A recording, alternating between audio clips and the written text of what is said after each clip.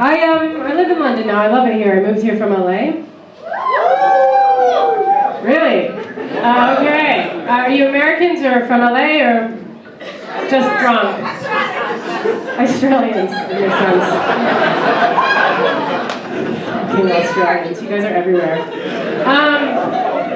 No, I miss LA a lot, but it's nice being around smarter people for a change as long as there's no Australians around, you know? Like, it's nice.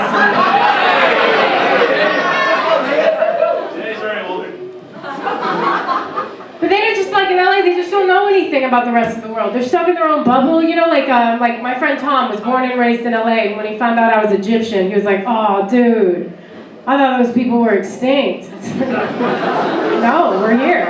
We did it. Maybe we shouldn't have stopped walking like that, though. That was really our calling card. We should have kept that going. Now, I moved here because I met a guy here. We fell in love. Thank you. And then we fell out of love immediately after I moved. It turns out what's working about our relationship was the distance between LA and the UK, that 6,000-mile buffer. That was perfect for us. We should have kept it there. That was great. You know. Thank you for wooing, by the way. A lot of London audiences, they don't woo. I don't expect it. Ever. Because you just don't, normally. You guys, like, I'm used to American audiences or Australian audiences, because they lose their shit. When I say I fell in love in America, they lose their shit, because we love in America, and guns, and we just go crazy. We're just like, oh my god, you fell in love, woo! Pow, pow, pow, pow, pow, pow, yeah, you did it! But you don't do that here. I don't know what it is. I don't know if you're more jaded, or you're just more realistic. But y'all wait for more information. You're just... What, is that it? Good. I hope it lasts, you know? It might not. A lot of people end up alone. I hope you like cats. That's just life. So I moved, and we were engaged. It didn't work out. You were right. And I gave back the ring. I did not want to give back the ring. It held a lot of monetary value for me, and it was really hard for me to do. But I gave it back, and I freak out every once in a while because I was so used to having it on my finger. And when I'm the type of person, when I go out, I lose shit, like hats or keys or umbrellas or friends and stuff like that. So every once in a while, I'll look down at my hand and I'll be like, oh, fuck the ring. Oh, wait, my relationship's over. Oh, my God, thank God. Oh, I lost it. Yeah. Exactly.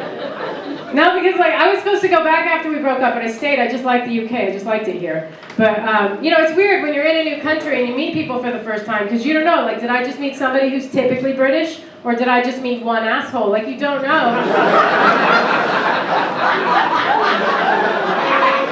And you're not assholes at all. You're very lovely people. But you vomit in public a lot.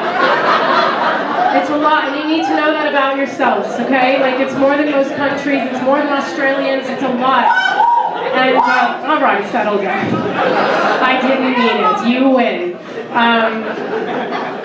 It's a simple fix, dude. Just have a sandwich before you go out. A pickle, anything. Just eat something. I was talking to a guy outside of a pub, and we were having a nice conversation, and then just out of nowhere, he was like, I'm sorry, just 1 second. I know. He turned around, which was really sweet, and then he comes up. He's like, so where are you from? From LA, we do that in the toilets after we eat, you know, like normal people. So I just liked it here. I just stayed because I liked it here, and I travel around a lot. I got to Paris before the whole lockdown thing happened. I love Paris. Tell my American friends I'm going to Paris, and they love it. They go, oh my God, Paris and baguettes. They love it.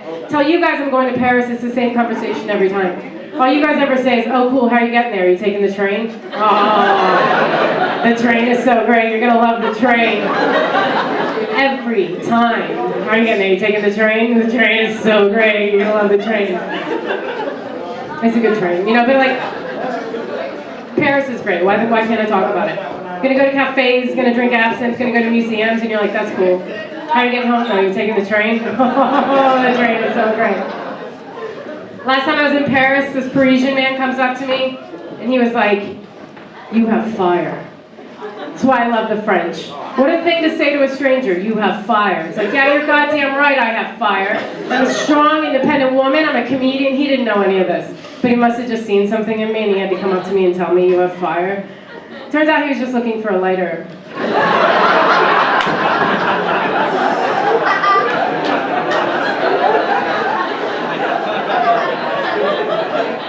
Which I had it. I just wish he told me before I fucked him. Just,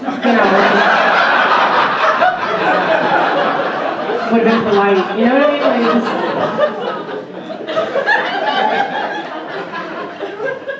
So my parents are disappointed I never got married because, like I said, I'm Egyptian. I'm in my 30s, so I was supposed to be married 20 years ago. And so, like, I like the rolling of laughter because some of you did the math late. You're like, but they just don't understand how hard dating is because they never dated. They were in arranged marriage. They met on The Bachelor season 3, and they, but they just wanted me to be a doctor, a lawyer, engineer, that whole shit. all Arabs are like that. Went to Palestine to do a comedy show there because that's what that region needs is dick jokes. So I thought I'd help, and and afterwards there was a Q&A, and somebody in the audience was like, "Why'd you decide to become a comedian?" And as a joke, I was like, "Because I wasn't smart enough to be a doctor." But they didn't get it. They just went, "Oh, I'm sorry."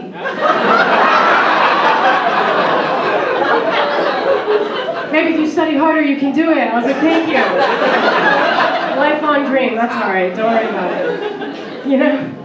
So like, just my dad, my parents are just so overprotective of me. I am in my mid-30s. I am very nearly an adult. Like, I don't need my dad calling me every day at 1 p.m., which is what he does every day at 1 p.m. It's overwhelming. My friends are like, if you don't like it, just don't answer the phone. Why don't you just don't answer the phone?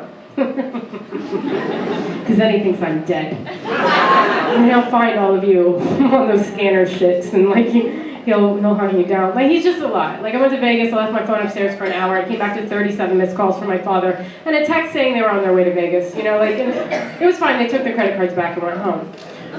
The point is they're a lot. And so when I told my dad I was going to the Middle East, I was going to Palestine, he freaked out. He's like, "Why do you have to go to Palestine?" I was like, "To tell jokes." And he was like, "I need the number to the hotel you're staying at, I need the number to the US consulate, I need the number to Hamas," just freaking out. And he's lucky I just went to Palestine. I was supposed to go on a whole Middle Eastern tour that year. I was supposed to go to Egypt, Lebanon, Syria, Yemen, Palestine. But then the Arab Revolution happened, then it became too dangerous. So one by one we're crossing off Egypt, Lebanon, Syria, Yemen, and we just went to Gaza where it was safe. And I'm in Gaza, and I'm teaching comedy to refugees, and then somebody from Hamas comes in like, "Yo, your dad is on the phone, you need to take this call, okay? I cannot negotiate with this man. Take the call." Also, I agreed to marry you. I don't know how the fuck I did that. Just take the call. Difficult people, But like, I am in a relationship now. I'm in a new relationship. I don't want to tell my parents about him because they'll ruin it. They'll be like, "Where's this going? When are you getting married?" And I just want to enjoy him. You know what I mean? Like, I don't want to have an agenda for him. I just want to enjoy him, like a fine arts degree. Just no practical use for him whatsoever. He's 11 years younger than me, which makes me a fucking legend. And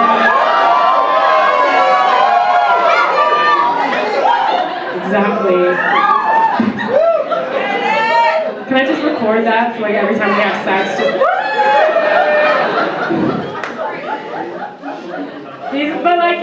He's more mature than me in a lot of ways, Because he's a millennial and I'm closer to the Gen X generation. And the Gen X generation was such a piece of shit generation because we grew up being like, "Fuck it, fuck everything, I don't care."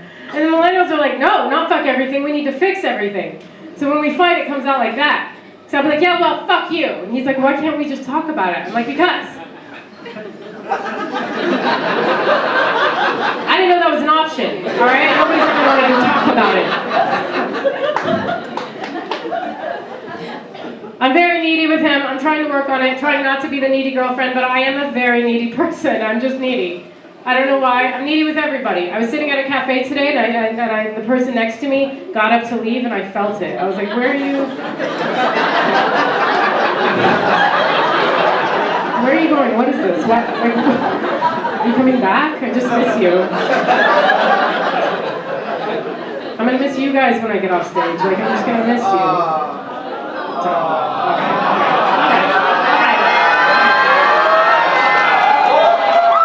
Right, I lied. So like, a roller coaster of emotions you guys are giving me. Do they like me? Do they hate me? I don't know. Who cares? No, but he's got boundaries, right? I want to hang out every night, all the time, every hour, in his face. And he doesn't. And so, I'll ask, like, "Do you want to hang out tonight?" And he's like, "I think I'm going to spend some time on my own tonight." And I'm like, Oh my God, we're breaking up. He's like, no, we're not. I'll see you tomorrow. I'm like, I've already slept with all your friends. I'm so sorry. I didn't know we were getting back together. I miss my therapist a lot. That's what this whole set's about. I miss my therapist.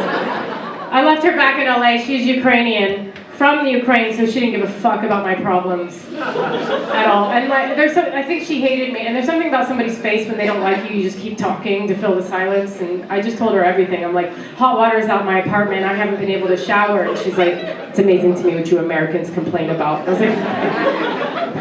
was like, sometimes I feel like I have trouble setting boundaries. And she was like, so does Russia. I was like, right, okay.